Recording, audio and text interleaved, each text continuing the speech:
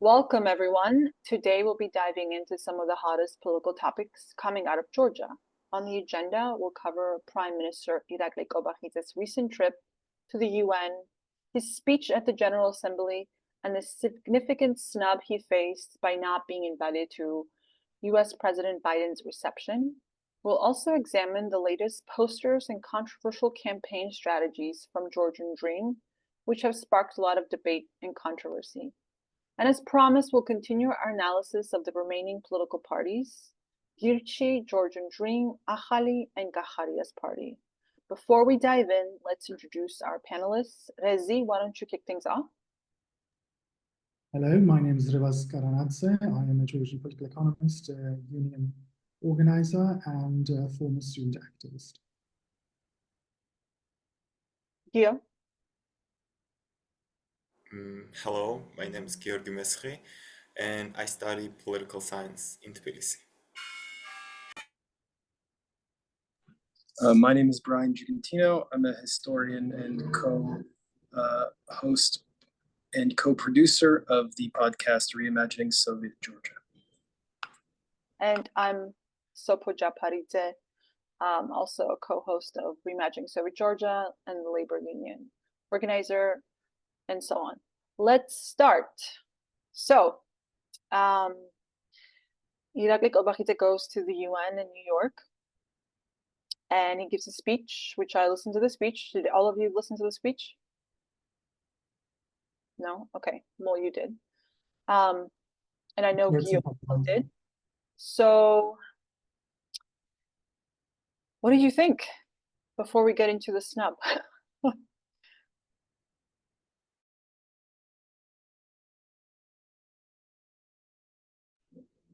I guess maybe I could start really quick is that, I think it's important to contextualize at least some of the reasons that the Georgian government, for example, or how the Georgian government, I guess, is navigating and negotiating these tensions with the West and why in these kind of public settings like the UN. I mean, as everybody knows, the UN is a place where it's kind of different from bilateral relations. States tend to be a little bit more open and honest and earnest about some of their, ideas, and they tend to kind of bring certain conflicts a little bit more out in the open, but with an eye towards like a global audience. And I guess my personal view is that one strategy, and I was talking to Sopo about this before, but one of I think Georgian Dream strategies is to try to frame the conflict in Abkhazia and South Ossetia in terms that can get wider and wider support.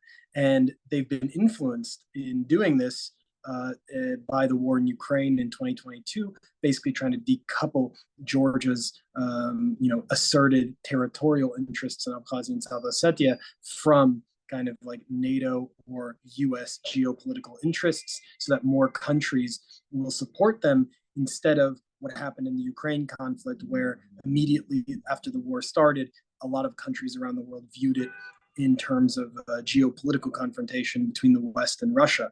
And I can see that the Georgian government is trying very hard to try to decouple this kind of national territorial interest from sort of Western geopolitical interests, especially considering they're not a member of NATO and they're not a member of the EU. Yeah, also, most of the speech was very much about Georgian Dreams, like rankings, as a nice place where you can invest, peaceful old country that has attracted a lot of foreign investment, and we're a natural bridge between East and West and so on. So I felt like it was like a marketing speech, a lot of it. He talks about like South Ossetia like later on, but like he spends a lot of time. So it felt kind of like he was marketing Georgia, like if all the countries are like, if you don't know about Georgia, like this is us, this is what we do. And so it didn't feel, I feel like it's also a way to defend Georgian Dream's like legacy, that we've done all these things, like we have met all these requirements, we're ranking, these sort of neoliberal liberalization scores, we're doing so well. And this has been actually a criticism we've always had of Georgian Dream since like 10 years, is that they have been really focusing on trying to meet the rankings of these, you know, I think horrible indexes often, and not really on this substantial like increase in living standards. It's like, I don't know, I felt was the General Assembly like a place to talk about that? I wasn't quite into it, you know, like I liked the discussion around the peace and, you know, all that, but like that felt like a little bit forced, but maybe it's necessary because people don't know anything about Georgia, and actually have to look and see what kind of speeches were happening around with other countries, you know, to kind of make a judgment how if this was in sort of in context or very, very out of context. Yeah, that was my my impression. What about you, Gio? Mm. It's very in trend, I think, with what Georgian Dream is doing lately. This, you know, like showing off statistics and all that through Imedi TV. They have been doing it in Georgian quite recently, like maybe a couple of months ago they started this. I remember there was a big moment when they showed that Georgia ranked first as the most transparent budget in the whole wide world.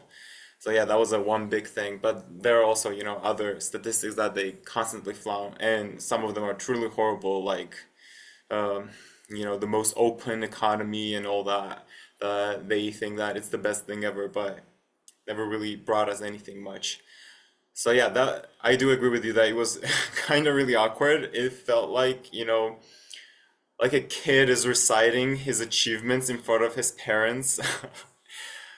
It was probably unnecessary even.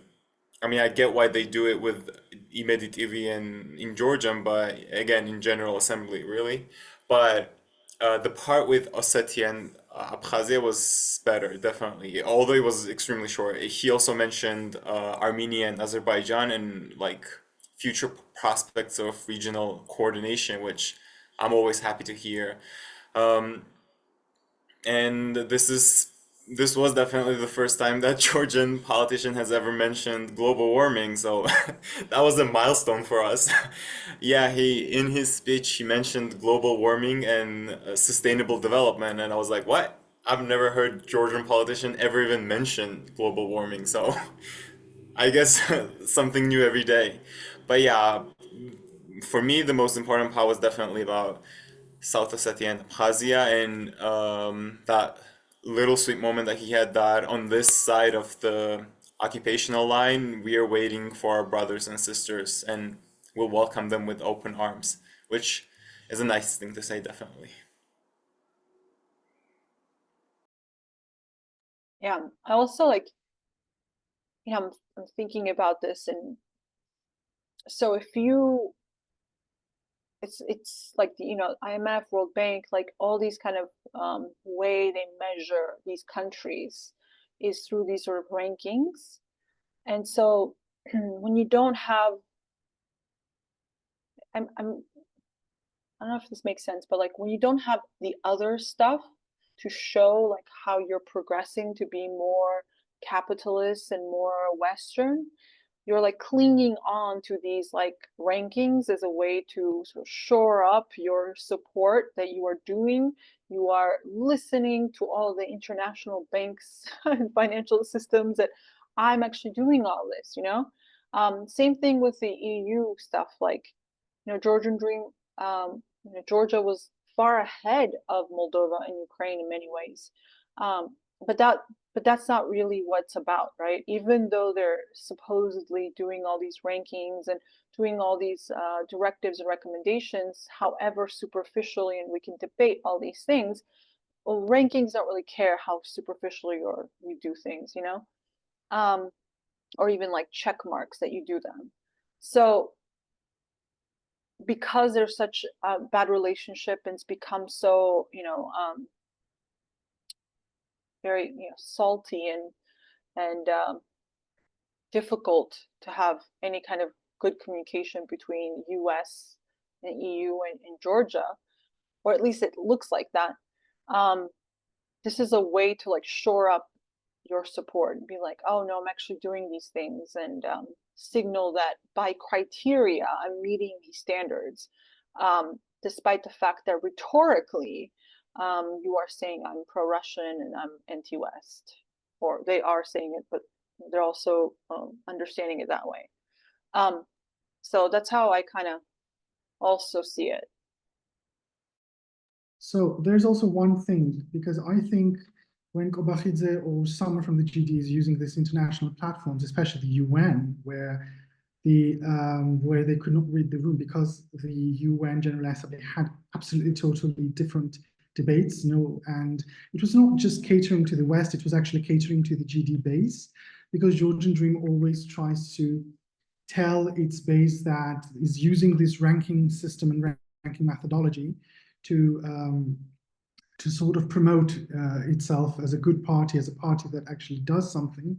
It does the same, it applies the same methodology to its own base. Therefore, it would just, the Georgian Dream PR just probably thought that it would be good that showing Kobakhidze saying these things in front of the world, in front of the whole globe, would also help increase their support, and also somehow ignite some hope among its base. So I think that's also what they do. It's not just catering to the West at the same time; they're also catering to their own base and the voters.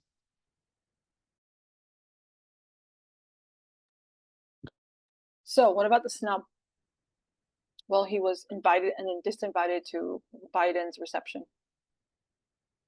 Well, so to be honest, the opposition actually weaponized it, firstly and foremostly, and said that, see, it is not that the Georgian Dream has always said that there's some sort of miscommunication, it's just the embassy, it's some mid-tier diplomats in the State Department. But now, when he was disinvited and then disinvited, it was very much weaponized by the opposition, saying that United States has put a cross on Georgian Dream and does not really want to ever engage with them. Therefore, we are losing our partner, we are losing our ally. But on the other hand, the Georgian Dream supporters and Georgian Dream people talking, not officially, but like talking among themselves, what I've heard is that they are very much angry and pissed, and they feel disrespected because they consider this as a snub, not just against Kobakhidze, but also belittling Georgia. And they were like, who do they think they are? So these kind of actions actually increase anti-Western sentiments in Georgia, and anti-Western sentiments are becoming more and more organized. Before they were less organized, but the West's policies and West's sort of punishments and these childish snubs are not going to play well in favor of the United States, I think. And the opposition might try to use it, but at the same time, it will very much strengthen the anti-Western narratives in the country. So are you saying like regular people are upset about this besides Georgian Dream? Georgian Dream, yeah, regular people. Like the other day, I was walking in the streets, and the older people, generally older generations, were talking about how they do not actually really are into Georgian Dream or like Kobakhidze personally, but what the United States has done is very under the belt. It's very low level kind of action, and it's a disrespect to the whole country. It's not just a disrespect to smear Georgian Dream, but it was also smear against Georgia. And these kind of talks are quite rampant among Georgian people.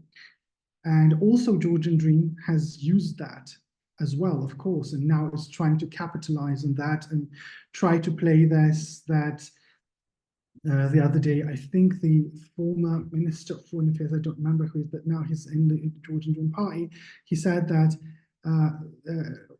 Washington is using the same methods as Kremlin used to.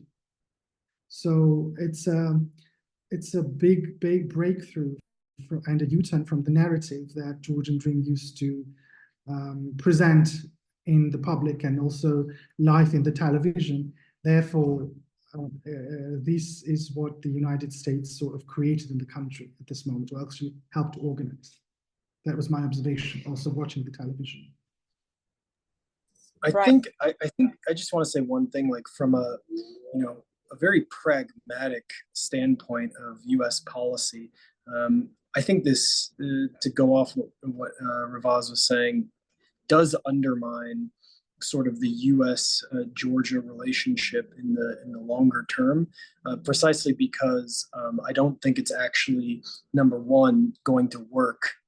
The pressure on Georgian Dream is not going to work, meaning that I think they're put in a position where they've drawn some lines and probably will stick with them as long as they're in power.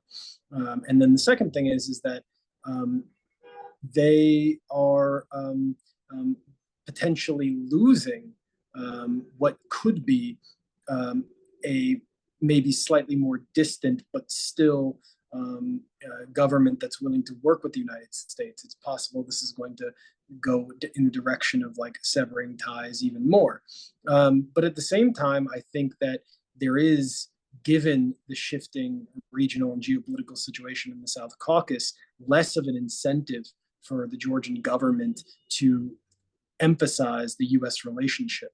So they have more important political and economic ties elsewhere, especially as the US is like decreasing its role in Eurasia and South Caucasus overall. So there's a certain way where it's like, on the one hand, undermining the relationship, but it also seems like some kind of natural outcome of like shifting dynamics in the region.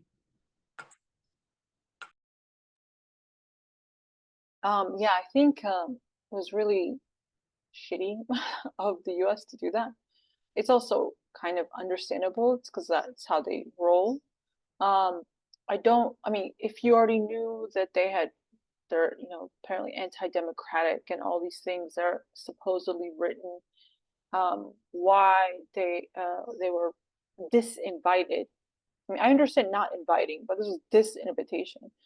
I get that, but it was 3 days ago that you invited him and then disinvited him. So it kind of feels like it's a setup. Either at first they were really just inviting the Georgian delegation or Irakli, and then I look at it, someone interfered and said that they should not be invited, and then they were disinvited, because it just doesn't make sense timeline wise, because all these like laws and all these things are supposedly the reason that he was disinvited was already there when he got the invitation. So that just doesn't make sense, unless they were like, they have really bad bureaucracy and like they didn't get it or whatever, all things. At the end of the day, this looks, for me, because I look at things in a different way, it looks worse how US acted. But looking at Civil G, which of course has like the opposition articles like Civil G, and it was like, I looked at last year's coverage of the UN General Assembly and this year's coverage. Last year was very like, oh, it's I was like, so many Iraqi's. Former Prime Minister said these things, but whatever. It was like very brief. This year, it was like very long, detailed. How the current Prime Minister Kobakhidze had less meetings, and the US ambassador had less meetings than the year before. And no European Union meetings, no US meetings, right? And they met with like African nations. It was clear the article was trying to paint like this, like they couldn't actually meet with the EU members, so they met with African nations. And so which is generally because they're racist, but also just this attempt to frame like we are isolated, marginalized, and that really does work, I think, on a lot of people, that this is the end. Georgia has now no more international like relations, like all of the relationships built in 30 years, it's all gone. and were falling out. And so they were somehow, in isolation. So I do think this is a psychological warfare, clearly, and it does work on people. At least it works on the liberals that already hated Georgian Dream and have been wanting to oust them. So, and they're all very much certain that they are going to win elections as well, which I find it quite amusing. We'll see how they do, but they seem very, very certain. And so US has been using, intervening in Georgian elections by the things they've been doing, like sanctions, commentary, this disinvitation. And it is, and it's also European, Union. It's like pretty much saying, like, if you elect Georgian Dream, you have no shot with us. I don't know. That to me is quite clear intervention, and it's a really kind of a very ugly part of international diplomacy. Anyway, not to talk too much about it. Any of the last comments? We can move on. One little thing here, and actually Gakharia tried to monopolize on this thing and said, like, before I was in power, this was not possible, but because I left now, he was trying to address to the pro-Western GD voters so he can sway them to his side. And that is his goal, because I think he's trying to get that. He says that I'm not the UNM, I'm former GD, but I'm like a pro-Western kind of like former GD. So he's trying to capitalize and monopolize on this moment. Yeah, Actually, sorry, go ahead. Yeah, Rez's example made me laugh because the reason why Georgian Dream was disinvited, Kobakhidze was disinvited, because we are an autocratic state and whatever, one party dictatorship and such and such. And it's just funny that Gakharia is building up on that, considering that his party is basically a one-man party. That is, it's, first of all, it's in the name. Its name is Gakharia for Georgia. Second of all, there are no other figures in that party other than him who are nearly as important as he is. I mean, that's the same with almost every other Georgian parties, but at least in like GD or Girchi, there are like a couple of people who are at least somewhat important and, at least somewhat, known in the Georgian population. But in Gakharia's party, who else is there other than Gakharia? So it's funny that he's talking about other people's autocracies. Look at your own party. I like how Brian calls it Megrelian Dream. Because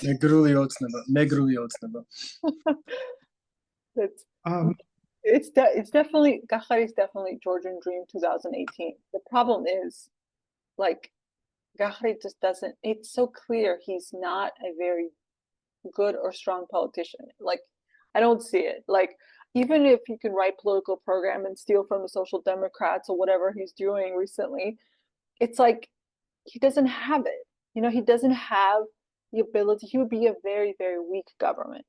I think maybe this is a good moment to just make a comment that, like, this like rise of a kind of oppositional Gakharia just shows how fractured the total opposition is. I mean, more than anything, because it's created this other pole that, as you guys have said, is trying to take some votes from disaffected GD voters, but like wants to distance itself from UNM. But UNM is still having a kind of, at least at the polls I'm seeing, 15, 19, 18, 20%, depending on what you're looking at.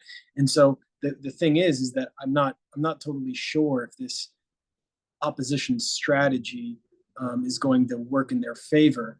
I'm curious if what you guys think. Is this Gakharia, this rise of Gakharia, actually emboldening and kind of giving the opposition a better position, or is it weakening them by sort of spreading the votes around too much? I think it's a fast stretch from saying that there's a rise of Gakharia. The guy just winked, and this photo had a huge social media, comments and reactions, and somehow he thought that probably he would be very popular. But unfortunately, I think with this type of new politicians like Anadolu Gakharia and others think that, and it was also proved the same in 2021 elections in 2020, that the reactions on Facebook do not automatically translate into votes and supports on election day. So that happened and I think that he had this idea that he was very representative of the Georgian sort of part of some sort of a Georgian, voters and etc. And I think he's just had this. He had just his moment in social media. I don't think there's a rise of Gakharia, especially having these many coalitions that are far ahead than he is. And we can see how he will perform, because at the same time I do never trust the polls, because every time they give the UNM actually more, especially considering who the pollsters are.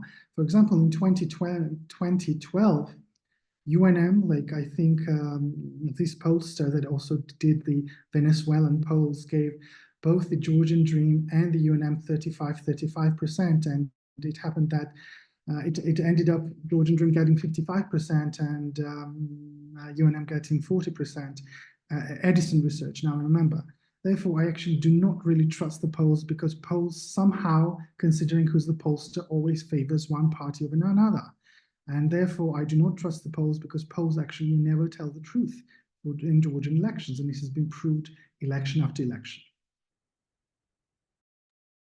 Also, we have to remember most of the EU observers and the Western observers are going to be coming in thousands, are almost all anti-GD already. They already have a bias. Now, I'm not saying they're not going to be professional, but they already have a bias that's very much anti-GD as well.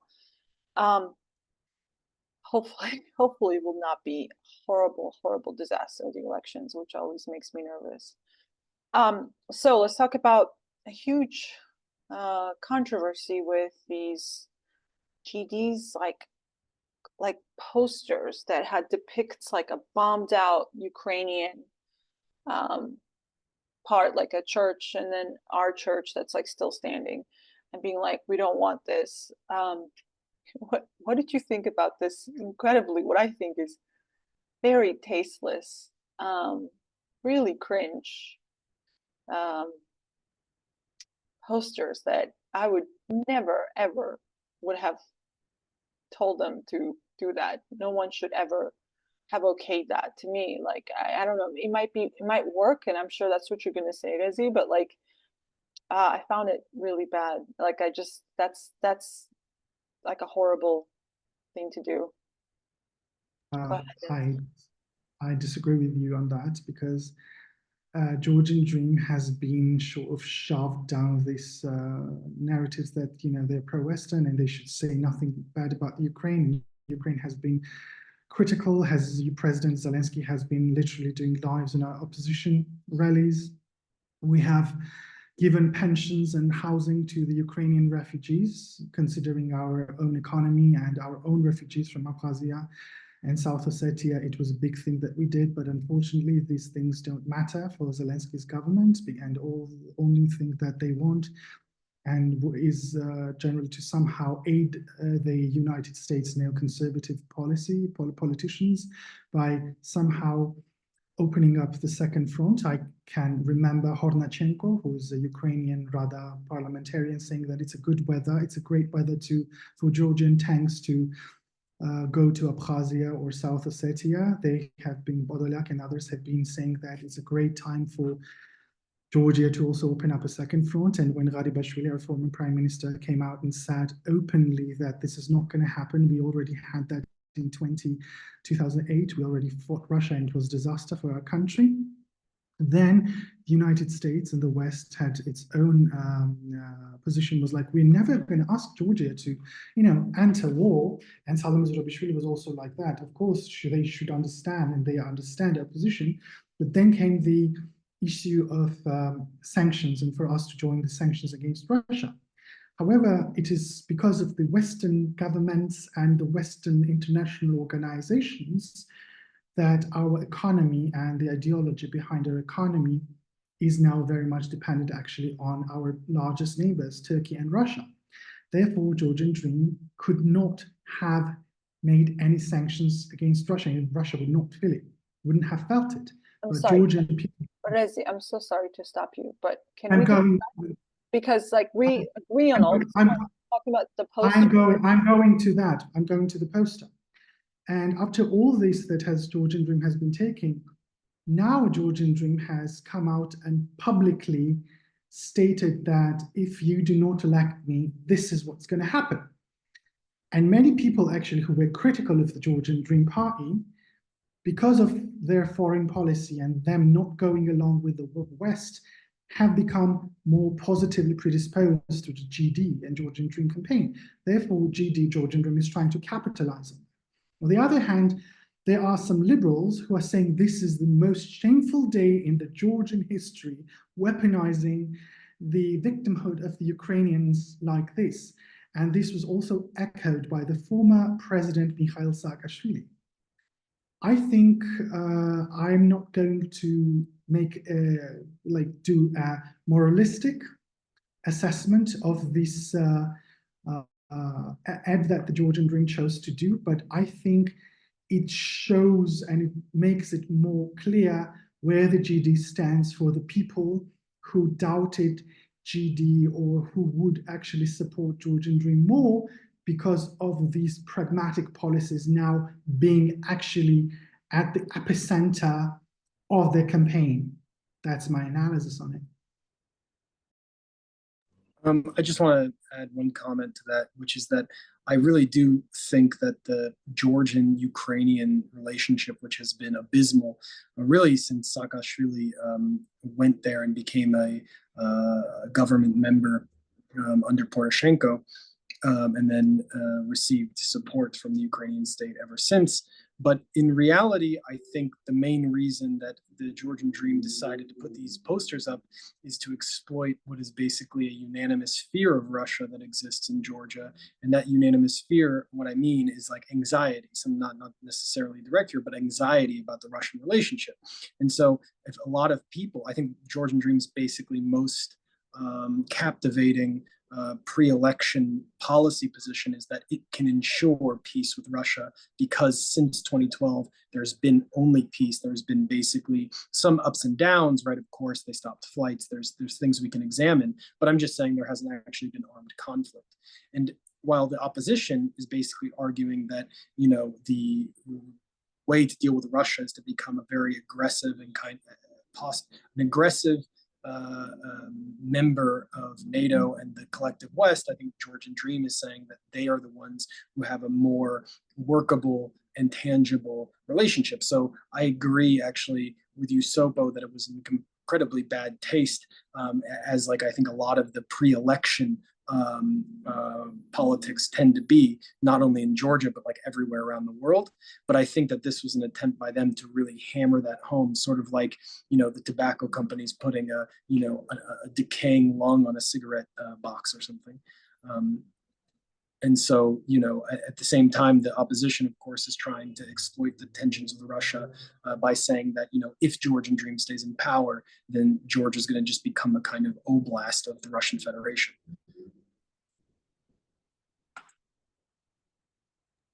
Yeah, do you have any comments? Yeah, I guess Georgia's precarious situation is really important when we talk about this strategy because, for example, if I don't know, Trump or maybe like some other like neighboring nation like Poland, which has no threat of war at the moment, would have used something like that, then it would just be a tasteless piece of propaganda. But in Georgia, considering our situation, I feel like it is a possibility. I mean, it's not a 100% lie. And considering that I know some of the parties' foreign policies, they could have led to that. I just cannot say that it's out of the scope of the possibility.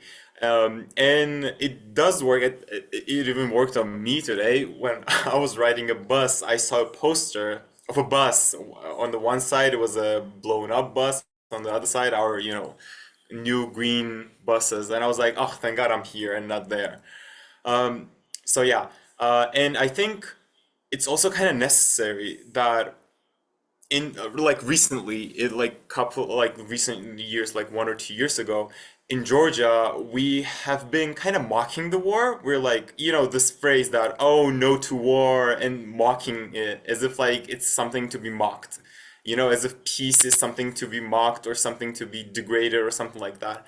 And I think people should be reminded that no to war is not a mocking phrase. It's a real phrase that is not a joke, and that can become a reality if we take a wrong step, especially considering that we're a small nation and one mistake can do big damage. We're not, USA or something like that, which can make mistakes.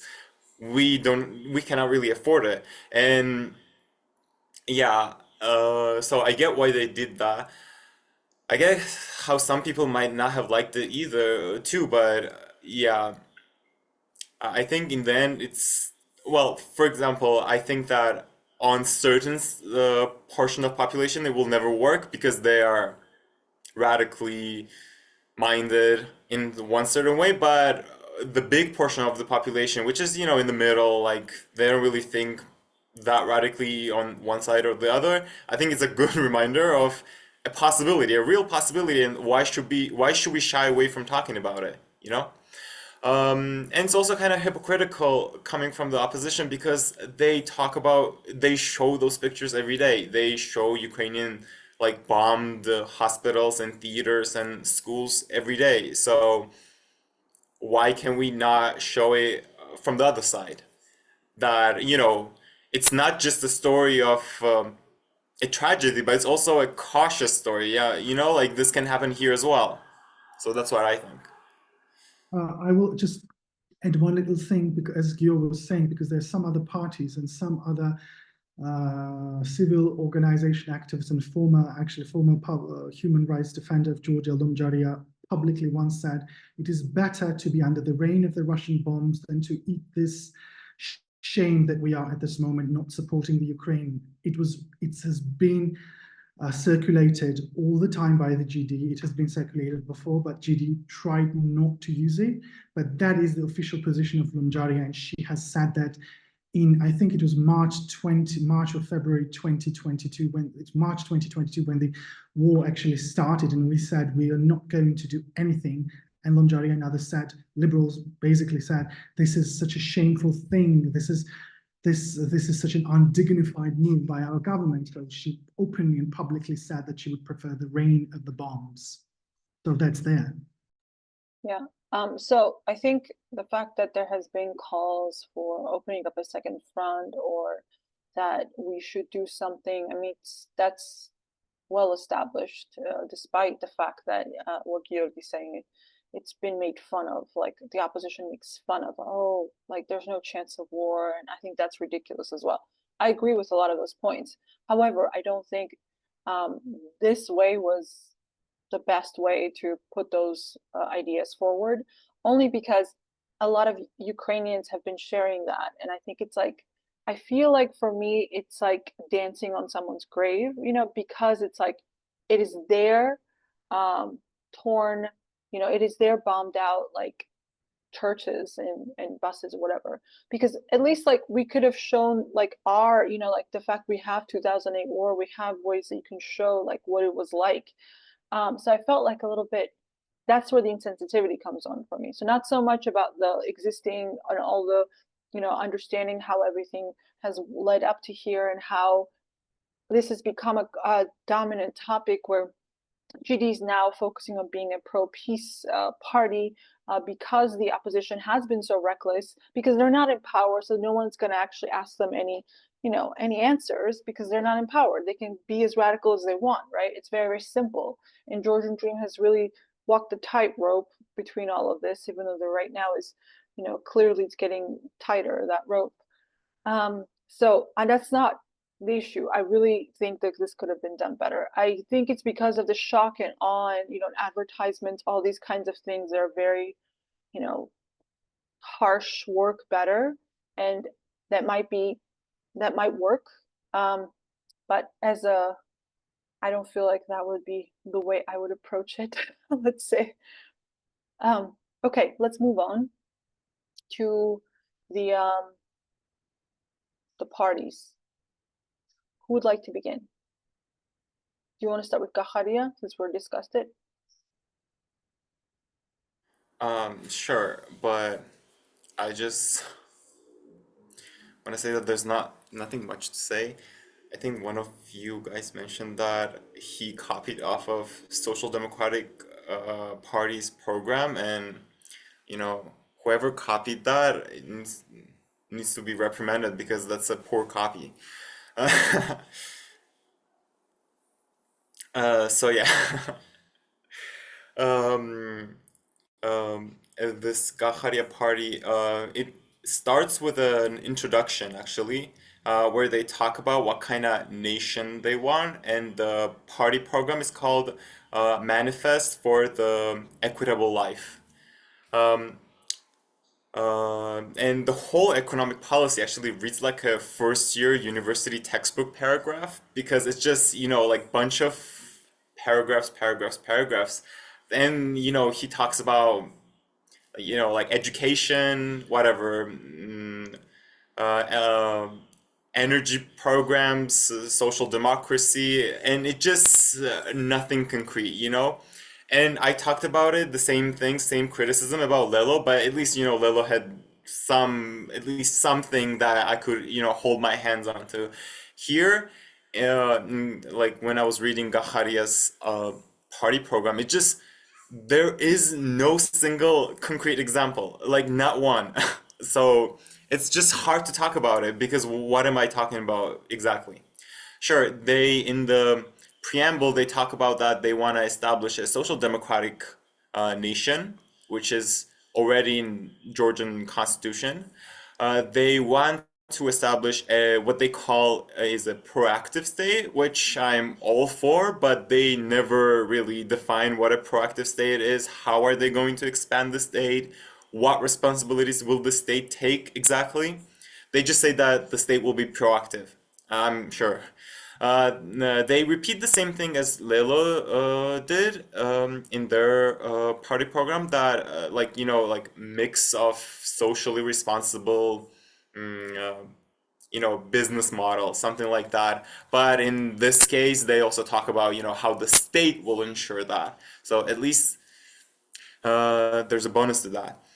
They talk about how there will be goods and services in abundance, and most importantly, everybody will have an equal access to it. So I guess Gakharia for future communism we have here.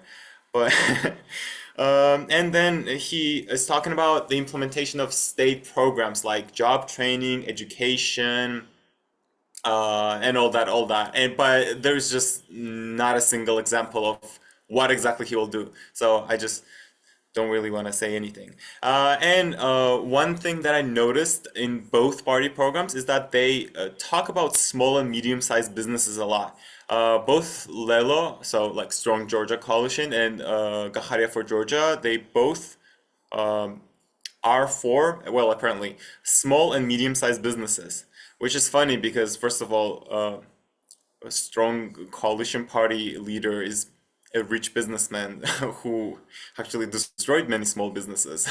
And Gakharia, he was a prime minister, and I've never heard him help small businesses ever during his tenure.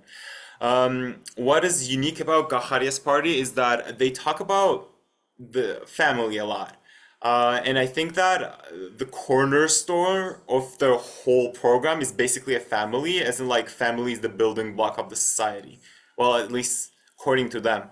That's why they're slightly conservative, even before GD was conservative.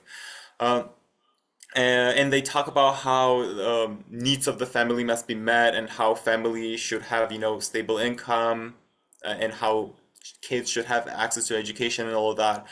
But again, it's all vague. But that's what they repeat a lot: family, family, family. So I guess they're on that conservative train ride with the GD there.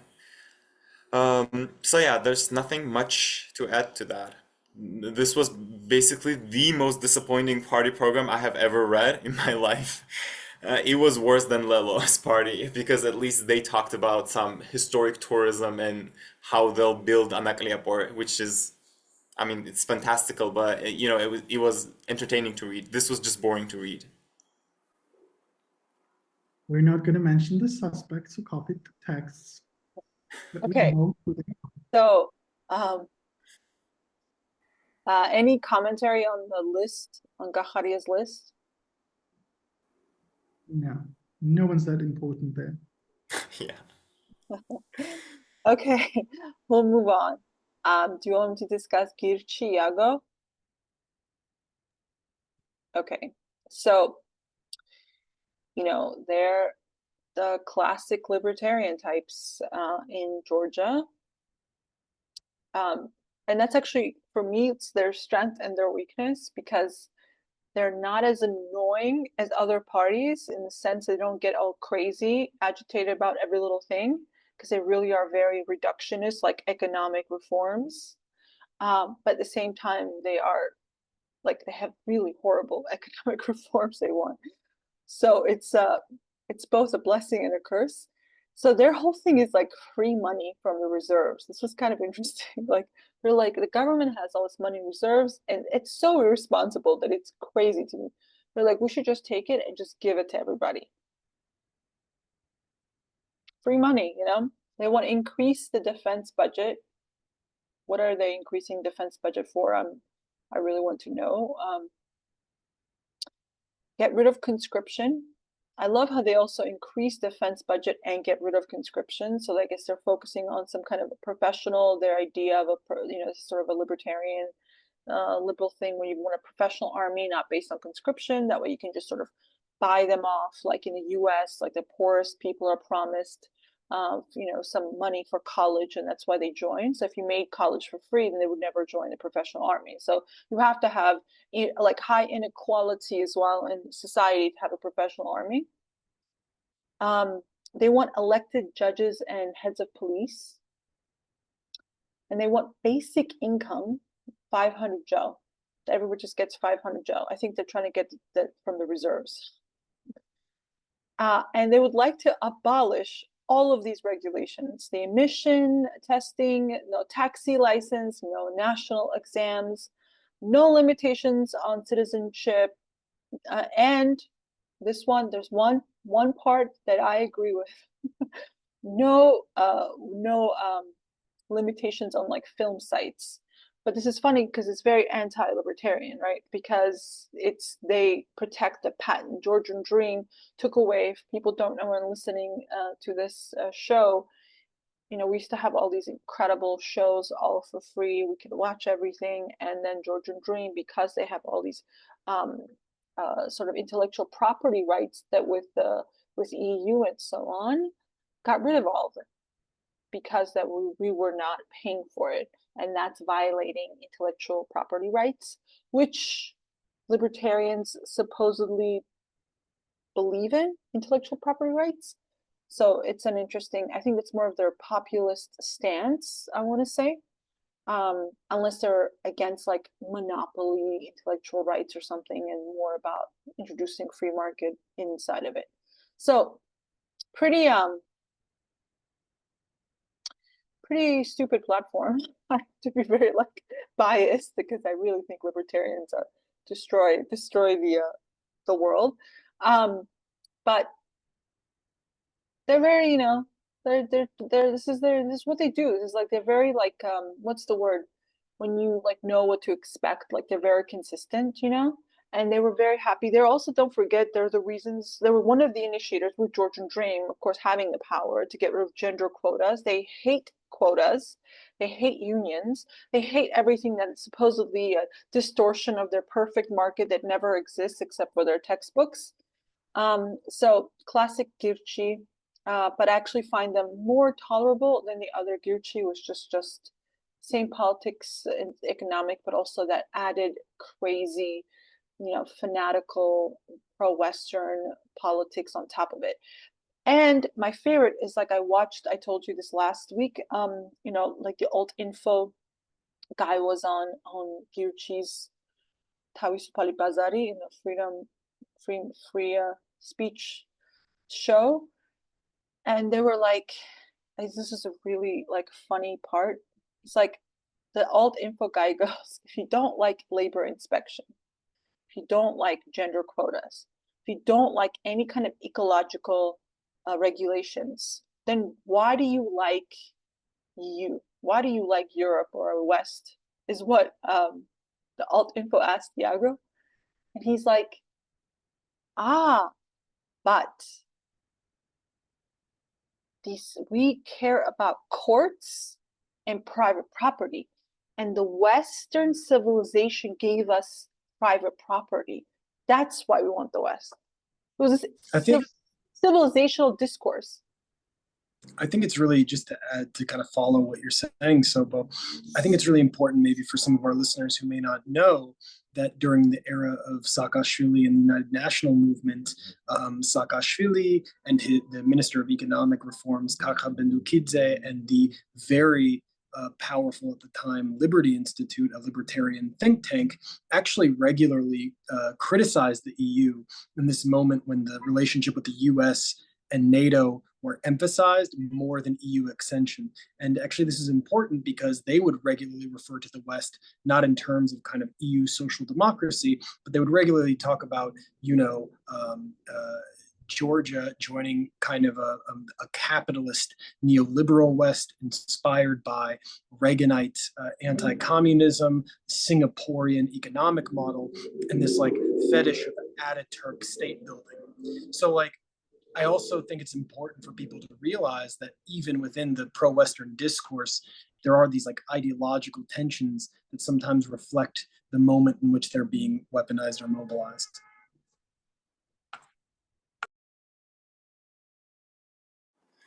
I can add a bit on Iago's Girchi. Because I was reading about one of their very famous program, actually. It's called Say Goodbye to Bureaucracy, which, the goal of the project is to basically fire approximately 200,000 people and just, kick them into the free market, as they literally say in their project, so the state will not have to pay the salaries to those bureaucrats. And in order to do that, they are proposing to disband 5 ministries, and I will name those ministries now. I have it written down. So it's Georgia's Education, Science, Culture, and Sport Ministry. I think it was broken down since then, but yeah. The Environment Protection and Agriculture Ministry, Stable Economic Development Ministry, Regional Development and Infrastructural Development Ministry, and Ministry of Labor, Healthcare, and Social Safety. So yeah, these are the ministries that they will get rid of if they'll be in power, which I'm sure that they would actually do, because they hate all of them. Oh yeah, we would have an Argentina situation, just ridiculous. Like, we already had that actually multiple times, but like, that's what they want. I mean, they also did like these simulation games of like taking away state property and just giving it to everyone. So like they've been prepared. I think that despite the fact they can never get any votes that much, Girchi, neither of them, libertarian ideology has been very successfully implemented and actually has a kind of a hegemony around young people. And it's also because of Kobakhidze, who also built his university and has been hammering away these ideas. In reality, the libertarians that have come out from these universities and these schools and programs and so on, and Atlas Network, I think I've mentioned before, is crazy libertarian international. It's like the common term, but for like libertarians. That helps all these, seriously, it helps all these local projects, but they always disguise it as helping people. So it's all like private property and ways to get rid of labor, but disguised as something else because nobody actually believes in any of this stuff if you actually gave it to them, in a cold, truthful way. But like, Georgian Dream hasn't been able to really, because they don't really have ideology. There's no way, to have not been able to put any kind of university that's been churning out their people, It's like the libertarians are pro-West types who are all against GD. There's the liberals with a little bit of, little bit of social democracy sprinkled here and there, but they're not going to come out to your protest, like, and they're not going to do anything, and they actually distrust workers, like Ilya Uni types. And so like, there's like all these ways that the sort of reproduction of these ideas have been happening in Georgia, and really looking at Georgian Dream has almost like very low grasp on it. So it's what is actually happening in society, what ideas are being propagated. It's very, very interesting topic that we should actually discuss one of these episodes. Okay, let's move on to Akhali, and then we'll end with GD. So basically, I just have to moving from one Girchi to the mixture of another Girchi and the former UNM. So basically, I don't know if this Girchi, like Yago's Girchi, was also promoting the idea that children also have the right to have sex. And basically, they were sort of enjoying the pedophilia scandal because of Yago's statements for 2020. And at the same time, I remember myself debating one of the Girchi members about child's labor and how he was saying that children should work and should have the right to work, even children under 16, and like full-time jobs and etc. So this Girchi has split. So did the UNM, and UNM's former leader, Mika Melia, along with the former prosecutor, so Attorney General of the UNM, and also the head of the opposition channel Tavari, Nika Gwaramia, have forged a new party called Akhali, and they have invited in this coalition two other leaders. One is also former UNM, former European Georgia, Elene Khoshtaria, who also has a party, but it's also like a one-member, one-leader party built around Helen Khoshtaria. Just a reminder, in Georgian, we don't have word Helen, but somehow she prefers to be called Helen, so she could appear more pro-Western, I guess. At the same time, the leader of Girchi, after Girchi split, Zura Girchi, he changed his surname to Zura Girchi Japaridze, and Girchi More Freedom, this libertarian party, have joined hands together in creating a new platform called Coalition for Freedom. Unfortunately, they do not even have a functioning website where you can actually research what their program is. But what they are saying is they have four main principles, although these four main principles are really not distinguishable one from another. The only part where they speak about economy is actually when they talk about decentralization of policymaking, but through privatization. So basically have the decentralization through privatization. They think that major bureaucracy should be cut, and states should give their services to private sector and privatization of more healthcare, privatization of actually regional services. I don't know how they would perform that. Basically, they think to create some sort of private funds for regional development and the development of villages. They focus on the privatization of universities, and that the private universities should be the dominant discourse in Georgian educational system. And I also remember, but they didn't mention this for these elections, but Girchi and Dro actually had this kind of idea that Georgian public broadcast and Georgian public radio should be also privatized. Why do we need any public broadcaster? I don't know if they're doing this.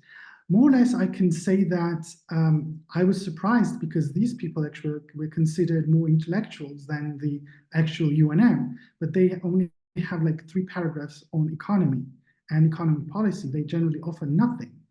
And I was surprised that UNM had more, I say, comparatively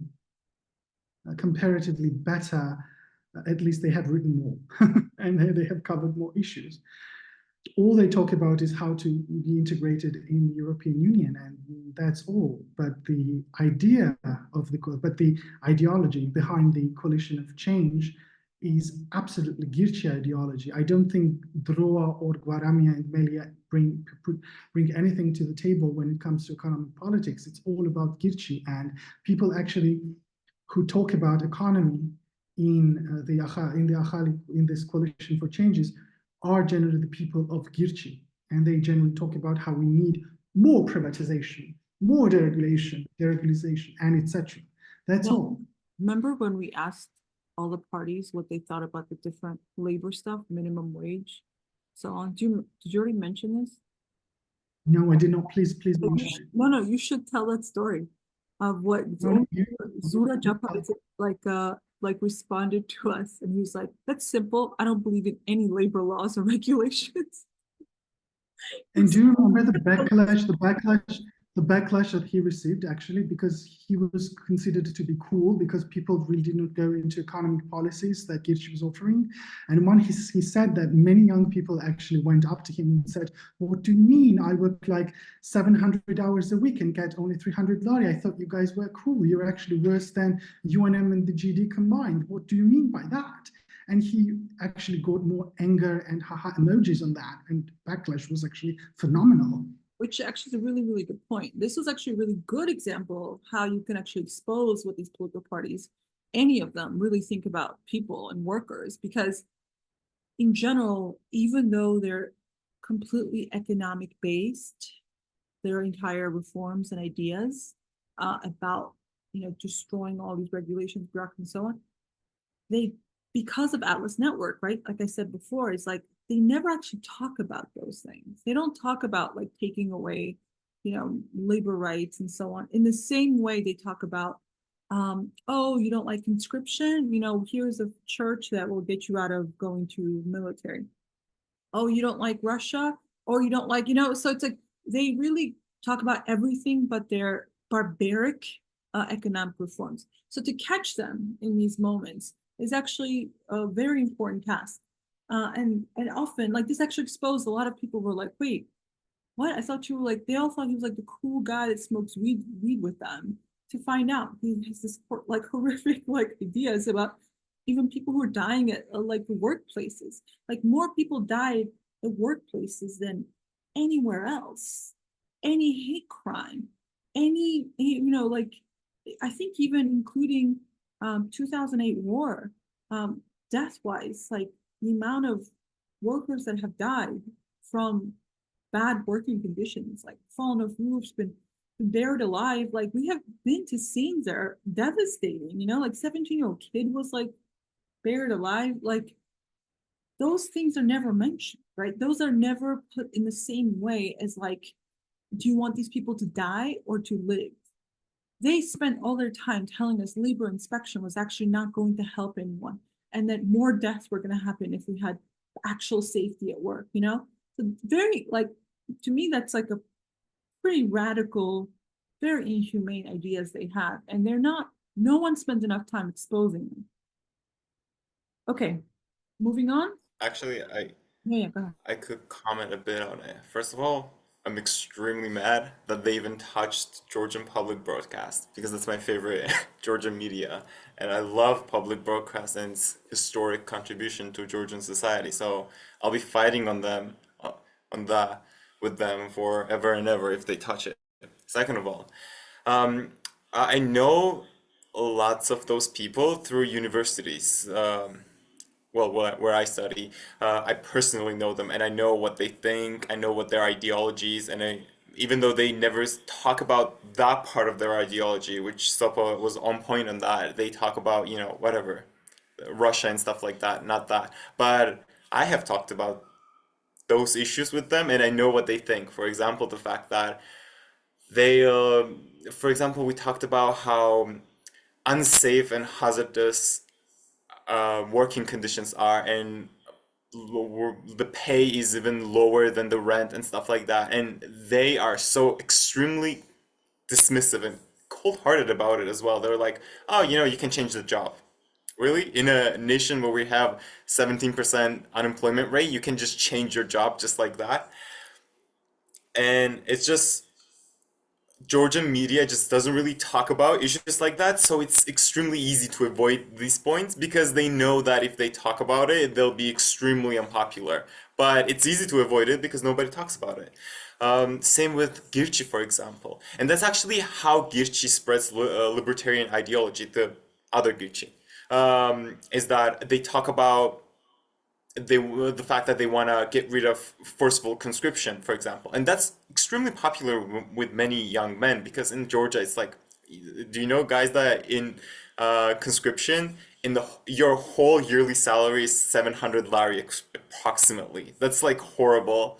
Nobody can live on that even on a month, not throughout the whole year. And the conditions are horrible, so everybody wants to get rid of it. So they'll show you that they're against it, and then, after you hang out with them, after you talk with them, after they become friends with you, then they'll talk to you about their economic policies, what they actually think about, deregulation. Oh my God, deregulation, privatization, abolishing of every ministry or the government or whatever, establishing this libertarian utopia. Then they'll talk to you about it. And that's how you get sucked in. That's why so many young men in Georgia are pro Girchi, I guess, and pro whatever, Droa or Akhali or something like that, because they never start with these topics. They start with Russia, which is extremely easy to talk about Russia. It's extremely easy to win a Georgian supporter by talking about Russia or talking about conscription and something like that. But yeah. And they know that they're unpopular, by the way. I know for sure that they know that they're unpopular, and I know that their policies, if they talked about it, they would get no more than 5% of the votes. Not even that, actually. 2% maybe. But yeah, that's how Georgian media works. Unfortunately, it's in their hands.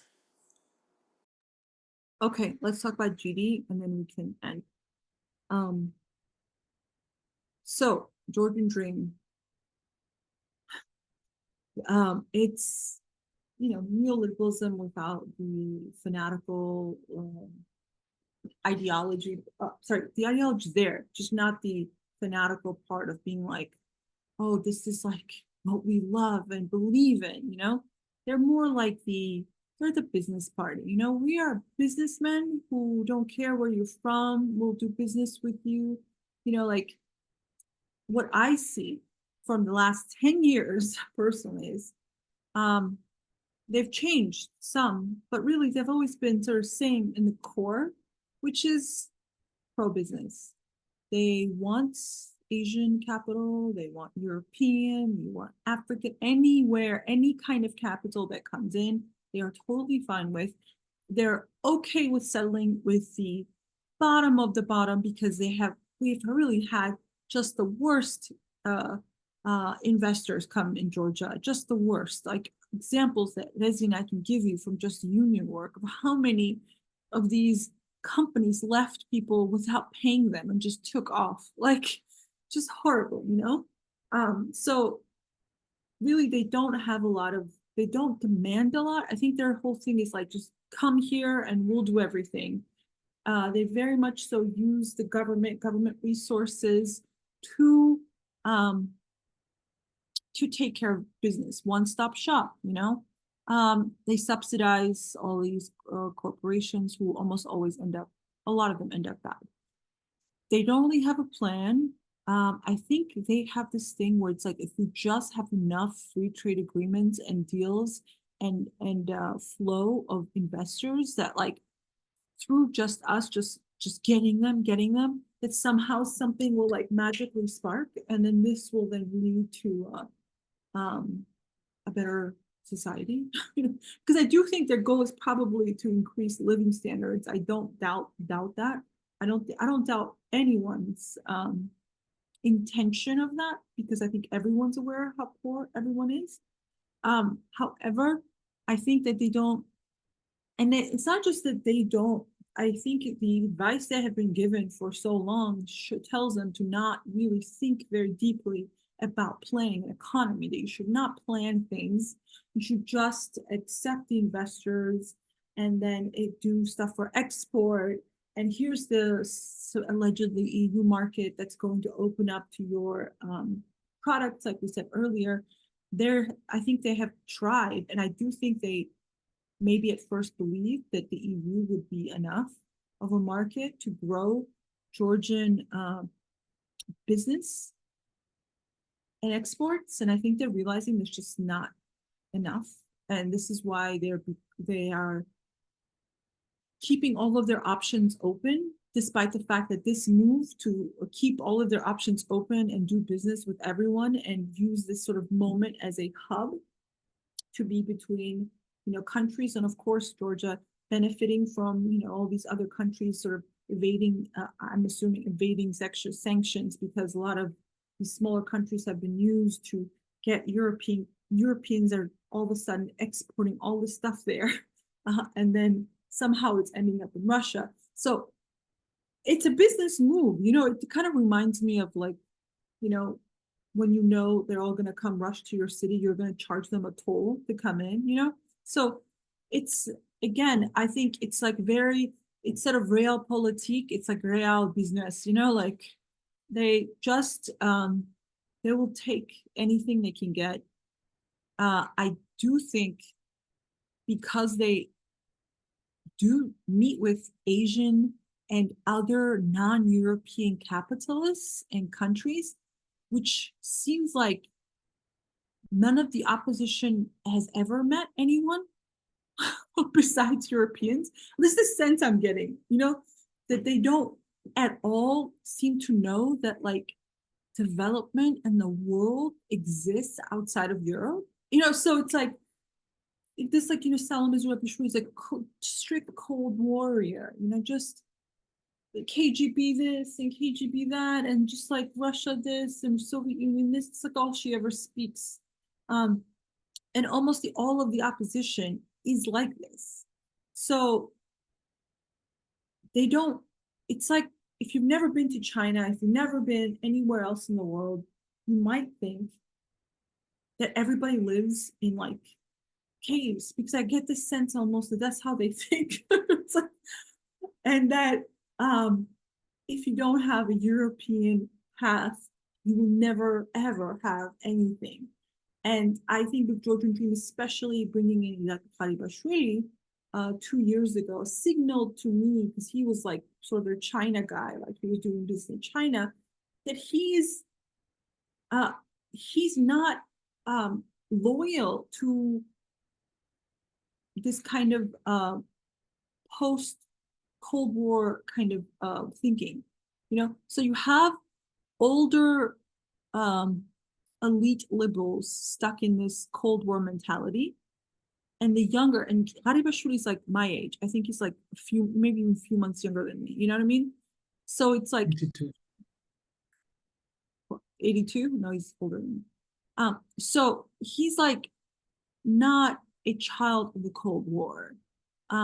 So he's able to see that, we should have relations with other countries. We should take advantage of our strategic sort of location and try to play, all sides. I don't think Irakli Kobakhidze was like this, actually. I think he was very much a very classical liberal in the sort of Cold War tradition. I think he's been forced to change and develop because probably Bizina said so. So looking at all these figures, the rest of them are very much like whatever business dudes, like pragmatic business Just to mention, emerge as the leaders like Papuashvili and so on. Yeah. Irakli Kobakhidze also actually comes from a Shevardnadze period political family who was actually very much involved in Georgian foreign politics and etc. So his upbringing was quite different than Papuashvili, as you mentioned. That's what I wanted to say. Yeah. And he also had experience in non-governmental organizations. Yeah, well, also he was very mean to us. Like he called us communists for wanting labor inspection because people were dying, and just like, and this will never be a communist country. This is the Ilyich country. There's, I mean, again, like we didn't have a good relationship with Kobakhidze as in the left, as unions, and looking at union relations. Georgian Dream is not pro-union. They're very anti-union. I find it interesting because we have always known that Georgian Dream had an attitude that we need to be in charge, that if you even try to organize and speak and express your own interest as workers, that you are a challenge to us. So we have been doing that, working nonstop, and have seen that. So the NGOs is much more recent phenomena for them. This is why they're in such despair. Like, oh, what do you mean? Because they were treated much more with kid gloves than we were, right? Because unions are like the employers, also the state, when we have state employees. So we have had to see a lot of darker sides of Georgian Dream, and Metro strike and so on. The courts even interfere in that strike. Generally, Georgian Dream would have this policy: when the strike happened, they would just let you wallow, and like nothing would happen. They wouldn't care to even call you. They would just wait for you to tire out. And then you would just be desperate for anyone to talk to you. And then you would just sort of end the strike. That's like how they function.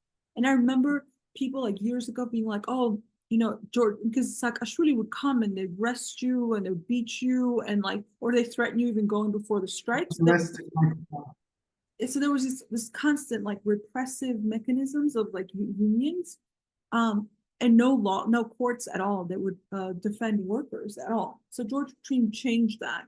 Georgian Dream changed it and said, hey, we're not going to help you in forming a union. We're not going to help you with mediation. Like, all of those things are going to fail.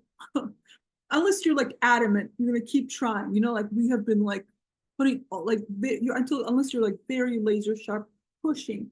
But we will leave you the court. And the court is where you get justice if you can wait for 2 to 3 years and find your way there. So very much so, they have, and the same thing with like 40-hour work week they introduced, but then they wrote a special thing again that actually all these special categories are 48 hours, which was ridiculous. How could it be special category when you put almost everything in it, So this has been the labor policy. The only change I would say the last 2 years since COVID really is that all of a sudden, because they became more conservative, like this family stuff, maybe they're realizing that the country is like becoming empty at this point. They doubled the maternity fee from the that you get when you have a child and you work. You don't actually get maternity pay here, but the state gives you like a bonus. And they've also have some increases in social spending. So they have according to our social agents, very generous. I would maybe argue with that, but a generous package of help and it was like a lot of people get help assistance from the state. And they, and through the nurses and because of the pandemic, we were able to get the concession of a minimum wage, right? So those things have changed because we really couldn't imagine almost them agreeing to the minimum wage before Gharibashvili. Like I say it all the time, and I think it's very interesting because in some ways we've seen Georgian Dream become more receptive to labor issues the last couple of years, while at the same time they have gotten an image of becoming worse for liberal democracy. Because let's face it, when the EU and US loved Georgian Dream or tolerated them or whatever, they were giving out glowing remarks about all this like wonderful success they were having with EU, when we were saying like, this is horrible, we have nothing, we don't have minimum wage, we don't have like unemployment, we don't have labor inspection. Like we kept complaining, and it was just, we were absolutely not part of that dialogue whatsoever. So only now that Georgian Dream is no longer welcome in the West is now everybody's seeing all these problems, even though still, when it comes to labor, I don't see anything from the opposition. You can see the strikes, they do not attend, they don't care. It's not their politics. Politics are only about polarizing against Russia, being pro-West, saving businesses. They don't even say much about the credit, what Georgian Dream has allowed, which is monopolies in healthcare, banks, and really they've done nothing at the biggest problem Georgians have. There's one problem that's the biggest problem for everyone here, and that is the high interest rates of loans, which they have not addressed in any possible way. So again, it's a pro-business party, not a lot of frou-frou fanatical ideology behind it. More pragmatic, anti-union, but the problem is now the unions are NGOs are being conflated as one, so that's actually a really big problem because we're not the same. And so we'll see how it goes. We'll see how that develops. But their economic plan is to let's get everybody in here and hope something takes off. And they're also, I believe, focusing on energy as like a big thing. They've mentioned energy a lot. It's like a big thing, and this is why they're actually very angry about the Namafani Dam project stopping, because they believe that was some kind of a sabotage. And I just want to, can I add one thing to what you said, Sopa? Sorry to interrupt you. I just want to add one thing that to what you just said, which is that I really think that it's very important to emphasize that, like, in the past 10 years, Georgia's trade relations with former Soviet countries and regional states is far more crucial to the Georgian economy than ties with the European Union. And I think that, like, the economic ties with both the U.S. and the European Union states, while it's not negligible, it can't actually ever replace the ties that they have with these former USSR states and regional neighbors. And I also want to emphasize that, as some very excellent studies have shown, Georgia lost out very heavily from the deep and comprehensive free trade agreement that was signed with the European Union, which Salome Topuria and Tato Khundadze explain has basically reinforced the domestic neoliberal economy in many ways. And so I think it's very important that people understand that one reason that there are elites and non-elites who are starting to resent the European Union are not just about these existential questions about Russia and foreign policy, but it's because Westernization since the end of the Soviet Union has presented itself in crude neoliberalism, forced immigration, slave labor conditions inside of Europe, and most people haven't really benefited from it in any material way. So I think it's important just to underscore that. Sorry to interrupt you. Yeah, and I also want to mention, Georgian Dream is the one who brought all this EU stuff, EU association agreement, signed it, DCFTA, and so on, and got the candidacy status. So very much been the locomotive of. And actually, you can even argue that Georgian Dream is responsible for the current crisis that's happening right now in relation with the West, because they undermined state sovereignty by aligning with NGOs and getting Article 78 signed into the Constitution, which made NATO and EU extension a constitutional obligation, which, in my personal view, gave the US and EU basically unaccountable checks on domestic policy. And that actually prevented Georgian Dream from having room it needed to deal with this changing geopolitical context. Yeah. And I think also the Georgian Dream signing and getting like visa-free travel in Europe, is what I wanted to discuss, has led to even more immigration, not because things are worse, because things have just been bad, but because before, when we interviewed a lot of women in Italy, they had to put up 5,000 euros to even get to Italy through sometimes using fake passports, sometimes getting visa through something. So to even begin as a care worker in Italy, making 600 to 800 euros a month, you had to get a loan usually to even get there, and used to use Ukraine to get in, and all these kinds of things. With visa liberalization, now it's zero cost to become an immigrant, which has opened the way for even more mass migration into Italy and other countries. So do you remember? sorry, but so Georgian Dreams also has helped with, European cheap labor in that sense. Of course, this is another thing. It's like usually when you get into the EU is when you get all these supposedly this free mobility. So they gave us this mobility to be able to go into EU whenever, which again, I'm always for all kinds of open borders and that. I don't like visas. I think those things really restrict people. So I'm not personally, I'm against it. But this was of course done that you have a bit of steam going out, which is like, if you don't like Georgia, in 2 minutes, you're just like in Italy, like literally next day, most people we talk to, they make a decision to leave in like 1 week or 2 weeks, they're gone.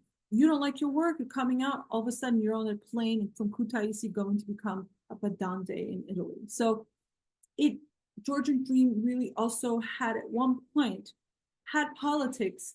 Yeah, why don't you go work in Italy and everywhere else and then come home? And they actually said that.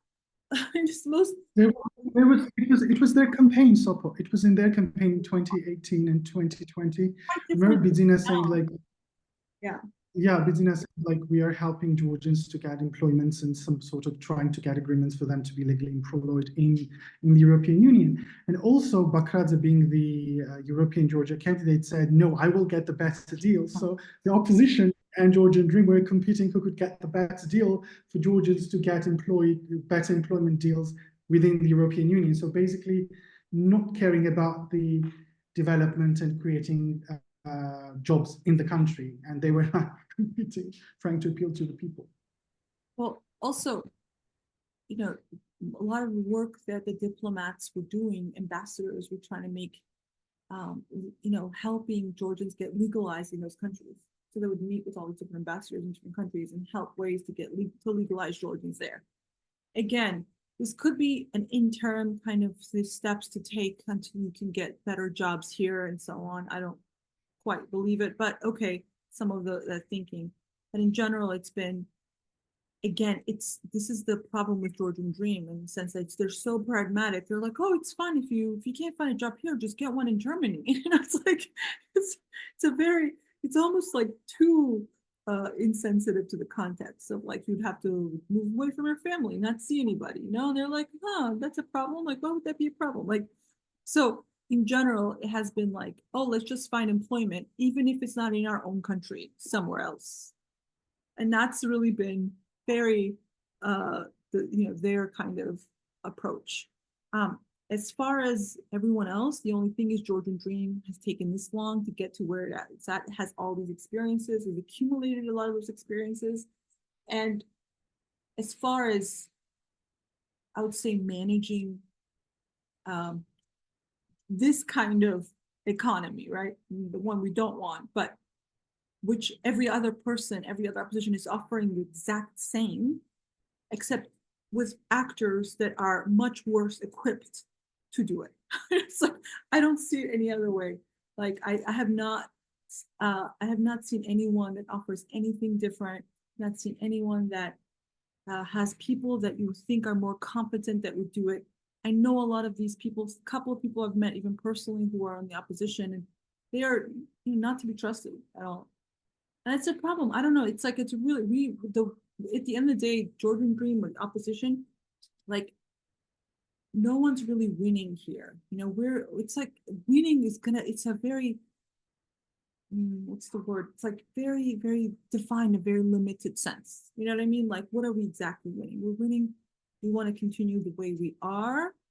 We want to continue and restart this entire thing with a whole new government that, with people who are even less competent than the Georgian Dream people, doing the exact same thing, but now like pretending they're more pro-West. I don't see it. It's just a really bad, it's like my friend, it's a bad weather for us. The weather is very bad for us. That's my rant. Any other comments before we stop?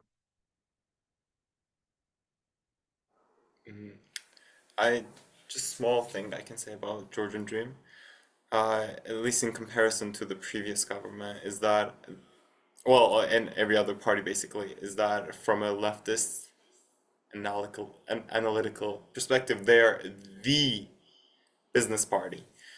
Like, I mean, no other Georgian parties actually against business, but they are the business party. Not only just because the Bidzina Ivanishvili is the leader, which is one of the reasons, but other reasons that, for example, the previous government, the UNM government, was actually pretty against Georgian businesses. They had lots of fights with Georgian businesses. I mean, they were completely fine with the European and US American businesses, but they had extreme clashes with Georgian local businesses and oligarchs or whatever. Georgian Dream on the other side, they are just pro-business. They're like, whatever business you are, Georgian or Russian or Chinese or whatever, they're fine with that. They're cool with that. And that, to an extent, is, I don't know if it's probably is even better. At least it brings whatever they think that a free market is to somewhat of a reality, because previously we didn't really, was that really a free market when it's all about bringing in European money and bringing in American money? Now it's at least there's also like Chinese money and Iranian money, and Chinese now are building roads here and tunnels there and whatever. So yeah, but at the same time, they were able to give some concessions. And I think that they're able to give him even more concessions as the time goes on, because, they're trying to get more votes. And I think they understand that this elections is quite important, and future elections will also be important for them. And they need to show the alternative. So far, they've been doing that by, showing the conservative side, but they've also shown that they can, collaborate with some other, organizations which are not, radically anti-GD. So yeah, that's it, I guess. I can wrap it up, actually. Any other comments, Brian? I'll just say something very shortly, which is that I agree with Gio and think that it's important to always talk about this very interventionist neoliberal state of the Saakashvili period, and how they were shaking down Georgian businessmen for quote unquote anti-corruption purposes as a kind of form of accumulation. But I also want to say that one thing that maybe is outside the scope of our discussion today is that in a way, like GD tries to be the business party and represent the interests of like a unified capitalist class, but for many structural reasons, the Georgian, I think, capitalist class or business class have a very difficult time uniting and like asserting their own political interests, just maybe in the same way workers do and other social classes do in Georgia. I think that one of the major reasons for that is because of what Gio said, this radically open economy over dependent on foreign capital turns the local capitalists into more like stewards of kind of inflows and outflows, managing the only asset that Georgia has, which is the state, instead of this kind of locally indigenous, for lack of a better word, like capitalist class you see in more industrialized countries. It's kind of a theme I'm interested in, but needs to be pursued a little bit more rigorously, because it maybe can tell us something about why, for example, GD's in conflict with kind of the pro-NGO elites who have maybe a different interest in the economy. I don't think NGOs know anything about the economy. Let's just start with that. I think they live outside of. They think like if you make laws, like the economy just grows by law. Yeah. So, no, that's kind of my point. Exactly. It's like they're an elite. No, I agree with you. I'm saying that they're like an elite which has this tension with the state. Does not depend on the economy. That's the thing. Your livelihood depends on grants. So at the end of the day. No, I know. No, I agree. I was not contrasting what I'm with that. But also forgot to mention GD that's been a problem lately more, let's say. It's a lot of the privatization of natural resources that's become very common, and we didn't discuss that. And we should discuss. I think we should discuss like movements, a whole episode on different kinds of movements and what's been going on with that. So there's a lot to draw from. Okay, we should end it though. It's already been a while. All right. Yeah. So this is the fourth episode, right? Yeah. In this episode, we started by talking about Prime Minister Kobakhidze's visit to UN and his speech in front of the General Assembly. Then we talked about how the Prime Minister was first invited to the White Palace and then he was disinvited to meet Biden. The last hot topic that we mentioned today was GD's promotional posters that are everywhere in Tbilisi at this point, showing on the one side they show the Ukrainian like destroyed buildings, buses, churches, and all that, and on the other side they show this healthy, nicely built Georgian buses or whatever, same structures. Then we continued with our party policy discussions. We started with Gakharia's party. Then we also talked about Girchi, Iago's Girchi specifically. We also talked about Akhali coalition. And at last we talked about GD's economic policy. So this is it for the 4th episode. Thank you for watching. Bye.